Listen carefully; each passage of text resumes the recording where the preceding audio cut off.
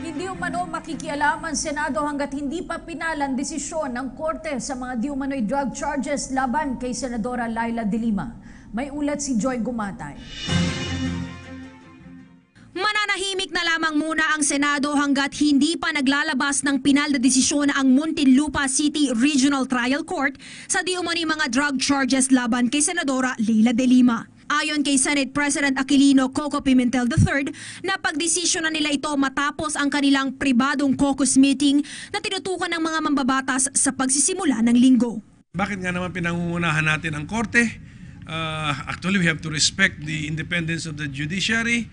We should not even predict or anticipate and publicly state what the court should do. Muli namang binigyang diin ng Senate President na kung sakaling ang maglabas ng arrest warrant ang korte laban sa senadora, rerespetuhin ito ng Senado alinsunod sa pamantayan ng kanilang institusyon. No arrest inside the Senate premises, but definitely with proper coordination with the OSAA, it can be done immediately outside the Senate premises. Wala pong problema. Higit pa rito, binigyang din rin ni Pimentel na hindi naman kailangang palakihin ang issue ng pag-aresto kay Senadora De Lima, lalo pat kung voluntaryo naman itong susuko sa korte. Iginiit naman ng Senado na kung sa bilibid man o sa Campo Crame dadalhin ng mambabatas, mag-i-issue sila ng karampatang dokumento para masiguro ang kanyang kaligtasan hanggang sa nagpapatuloy ang pagdinig sa kaso.